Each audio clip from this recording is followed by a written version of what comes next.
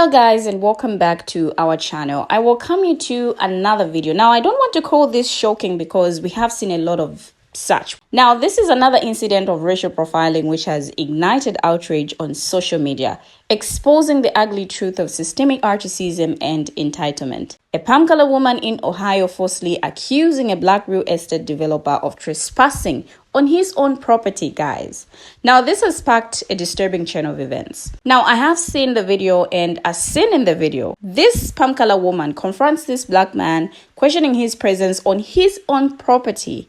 Despite his assurances that he lives there, this palm color woman says, "I don't believe that. I don't believe you live here." Now, her skepticism is palpable and her actions are a reminder of the dangers of racial profiling. In the video, after this brother confirms that he lives there, it's his house, and then this palm color woman is seen running off with her two kids, screaming for help. Now, when the woman returns to retrieve her baby's stroller, accompanied by her husband, the black man's wife intervenes, and the woman's husband attempts to justify her behavior, claiming that she was chased away by someone, when that's not what happened. Because this woman was literally on somebody's property, and because it is a black man, this palm color woman didn't believe that that man lives there. But here's the kicker. This woman has taken to social media to justify her actions, claiming that this couple has refused to accept her apology. It's a classic case of palm color women tears, where entitlement and privilege are masquerading as victim mode. She's trying to be a victim. So with that said, let's take a look at these videos as different people share their thoughts on what really happened. I'll be right back. Followed 20 minutes home, and my car was broken into when I was at the store. And when I was a little girl, we had a man banging on our door and helicopters hovering over our home. So, did I overreact? Yeah, maybe a little bit. But I showed up at the door and I said that I was sorry 2 times. People are going as far as saying they're not genuine apologies, that I'm out to get him for whatever reason that is. I don't know how it could be twisted that way when I literally thought he was a white man. So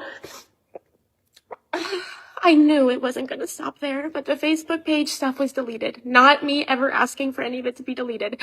I made a public apology to them through the video to a whole Facebook page of almost 500 residents in our neighborhood. We so tired of them damn tears. We so tired. If you knew how tired of them tears we were, y'all would just quit doing it. After you done did some to somebody else, here you come, trying to steal the show, trying to be a victim. Do better next time, so you ain't got to get on here with them little ass fake ears. Because we do not care. Because we know that you don't. And we know that you're not sorry for what you did. You could have caused a lot of trouble for that man, playing and acting like a damn victim. Talk about he ain't live in that house. You need to check your biases, boo. Because you got plenty of your broke look. Girl, them tears ain't fooling nobody. I know I said that was going to be my last video, but apparently TikTok don't want me off this app, and that's cool, whatever. For those who don't know, that girl proceeded to roll up on somebody else's house. The owner of the house, who's a real estate agent, said, "Hey, can I help you?" She said, "Do you live here?" He said, "Yes." She said, "I don't believe you," and proceeded to run down the street with her baby screaming help, and went and got her husband. When I tell you the spirit of Carolyn Bryant still lives within these, mean it. Because that was an attempt on his life, and you cannot tell me differently. And now you crying on the internet because they didn't accept your apology. They don't have to. Telling them you have to see it from my side. There is no side in this. You were wrong. And you crying for what, Susan? You crying for what? Because everybody saw your in 4K? The sad part is if your husband did something to that man, he wouldn't have been charged. It would have been your fault. I'm not even going to tell you to do better. This is the best you can do, and it's sickening. Stop her from hopping her on line to make that video to try to make a couple coins. I did it. Because me personally, I wouldn't even address it. If I wanted it to go away, I wouldn't address it. I wouldn't be online commenting it. I wouldn't be making no videos about it. I wouldn't be trying to justify my actions. But you know, everybody's different. And because she apologized 2 times, it's supposed to be okay. Like, everybody's supposed to just go back to their, you know, respective places and just live life as if she did not show her natural whites for no apparent reason. Not the man just going home. Not him just going home minding his business. You snatch your kids out of a stroller and run just so you can have a dramatic story to tell? Cause that's what that was. That was all her thinking. She had just found this story that she could tell. I wish we could prosecute dramatic actors who do for the wrong reasons. Because your intentions from beginning to end were not positive. So I feel like you yelling and screaming help should be enough for them to call and say, arrest her for deception. Like fraud by deception or some make up shit to charge her with. Because she need to be just as embarrassed as the people that she tried to embarrass. Not saying that they were embarrassed, but I'm just saying they definitely tried it. Who them white tears be serious? Because ain't no way, if you was so terrified, sweetheart, you went banging on that man's door to confront him and his wife. Just for you to tell that man that was not his house. You confronted that man with your 2 kids in the dark. But you were so scared. You were so traumatized and terrified. Then you took your happy screaming down the neighborhood to draw attention. Do you not understand what you could have done or what could have been done to that black man if he would not have had a Ring camera? See, y'all don't understand the damage that y'all doing. Now you want to get on Beyonce's internet and play the victim with your white tears talking about he won't accept my apology. This is how black men end up for no reason. Because you know what? Let me shut up. Y'all have a good day. Do better. You see how you did that silent thing? See, when people do that silent thing, what they're doing is they're trying to figure out a lie or something to say. So I'm going to go with the fact that you lied. So you had something to say. The white tears move nobody anymore. You profiled that man. Like you said, he didn't look like he belonged because, you know, you were in a panic and he wasn't well established and hold on, let me think about it. And the white tears don't work. Your little, how can you look at me and think I'm a racist? Sarah Adams of refusing to pay for injuries. Did you hear your apology? Now, she got out of the car. So what I'm going to need you to do, I'm going to need you to wipe those fakes. I'm going to need you to figure out your life. And I'm going to need you to do better. Okay, Karen? Did she say that to you? I was just Okay. followed her. How about you stay out of the people's business? So there was a drink left? That's a thought. Save it. And don't nobody want to hear what you talk about, honey. You knew damn well what you was doing when you went up to that man's porch, banging on his door, being nosy, and then trying to accuse him of not owning his home. And he did right not to accept that whack apology. Now you on here trying to give us these crocodile tears and this inner cry, talk about one time when you was a child. Girl, don't nobody give about that. Shut up. You gotta be shitting me. That's the problem with your type of people.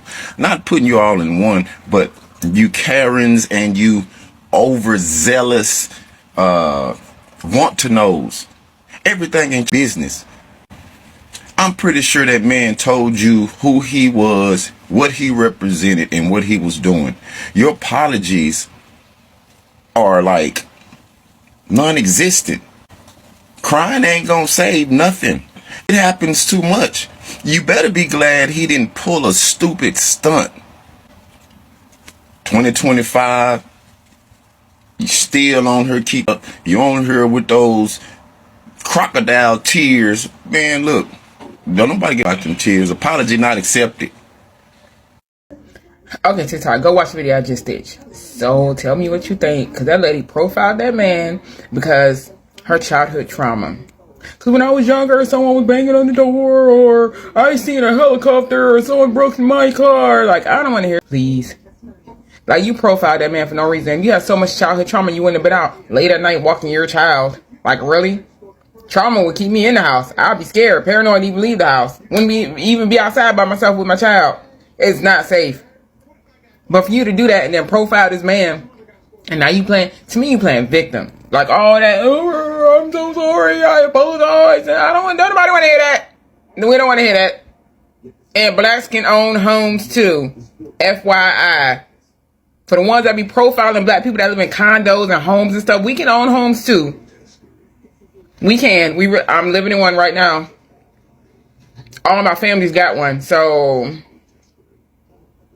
the profiling, like, you did what you did. Now you're online crying. Just don't let it happen again.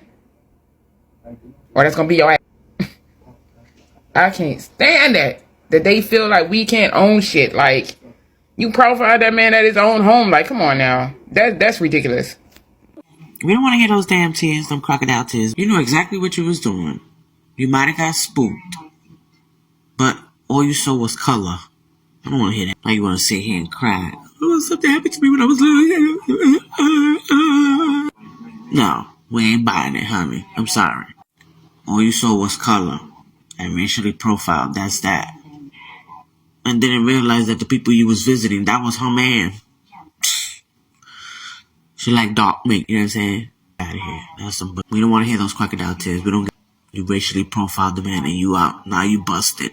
Now you want to come up with stories about you in the past. Nobody gives a shit. Just own it. You racially profiled. You wrong. You won't do it again. Carry on. Move on. Nobody want to hear you. The issue with your apology is the fact that if it wasn't caught on Ring camera, you tried to lie.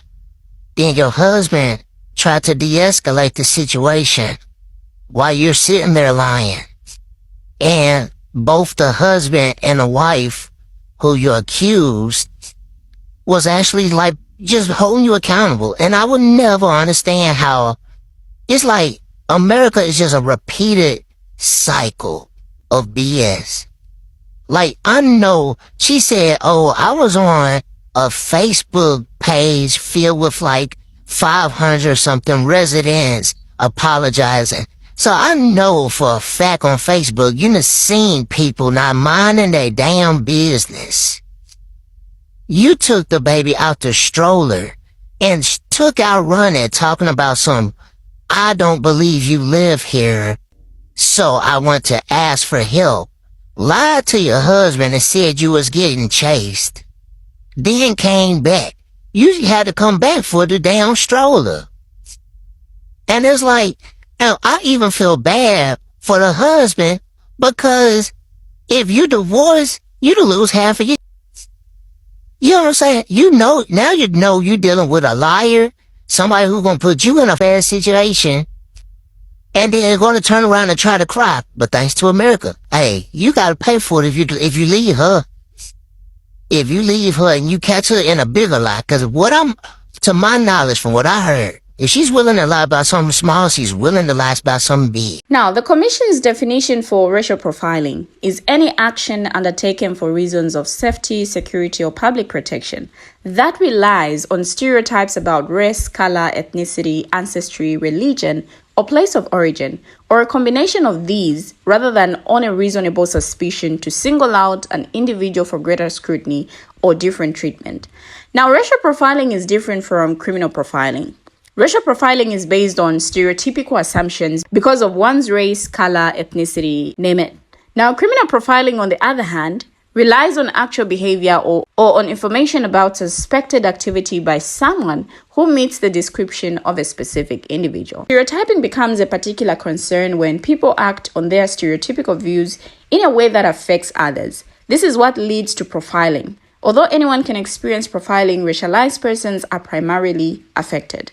Typically, but not always, profiling is carried out by persons in positions of authority and can occur in many contexts involving safety, security, and public protection issues. Now, this disturbing incident unfolding before our eyes is a clear example of racial profiling.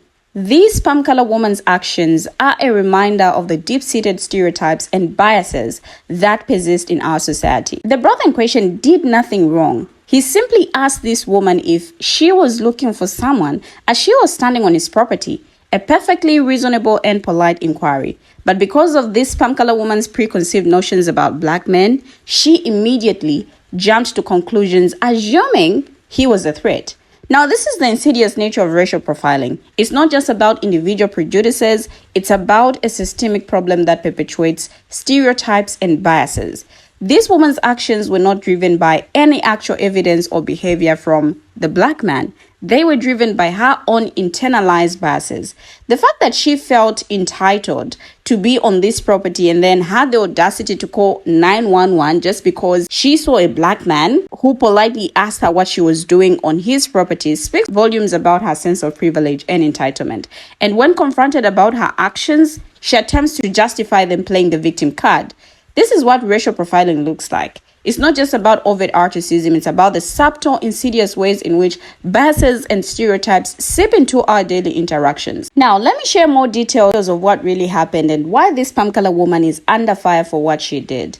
Now, the incident happened when this woman, later identified as Michelle Bishop, was jogging with her 2 young children, feeling threatened as a vehicle slowly approached them. She ran towards the nearest house, which happened to be the brother's residence. Now, when this brother arrived and identified himself as the homeowner, this Pamkala lady replies saying, "I don't believe that," before leaving the property with her children.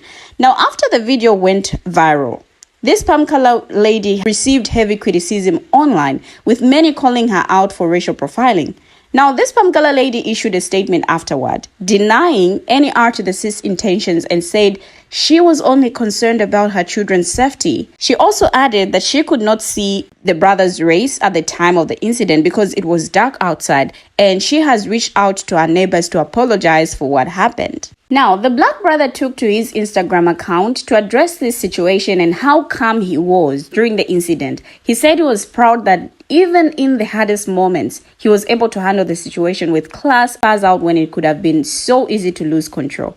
Now, this incident has highlighted the issues of living in a predominantly Pamkala neighborhood and how community awareness and understanding are needed to avoid this from happening to others in their near future. For this black brother, this incident is not just a personal insult, but a professional challenge. Like public accusations, particularly those tied to issues of race, can damage personal and business reputations, regardless of their validity. As a real estate developer, he faces potential scrutiny from clients and partners who may question his credibility based on the narrative circulated online. Now, when confronted about why she did not believe that he lived there, she did not directly answer. Instead, she just reiterated her apologies as her husband prompted her to get back in their car and leave. However, the recorded footage now has her backtracking her own steps. In a true Pamkala woman tears video, she stated that she did not have any racially motivated reasons for not believing the black brother. "I will not apologize for making any sort of R-to-the-cis remark. I'm the furthest thing from R-to-the-cis," she explained. "I will, however, apologize that my expression could ever come across in such a way." Now, she's saying that she was prioritizing her children's safety. She also said multiple aspects of the incident led to her not believing him, and she then revealed some childhood trauma in an effort to further explain why she overreacted. Moreover, she claims that she didn't see the color of the black brother, regardless, because it was nighttime. Despite this, she said the tone of his voice seemed not welcoming or comforting either. Now, the dynamics at play in this situation are all too familiar. When a Pamkala woman accuses a black person of wrongdoing, the consequences can be devastating. The involvement of law enforcement often adds fuel to the fire, as we've seen time and time again. Now, the phenomenon of Pamkala women tears is particularly insidious. It's a tactic used to manipulate and control, often to the detriment of black people. By crying and playing the victim, the Pamkala woman in question can shift the narrative and garner sympathy from those in power, including law enforcement.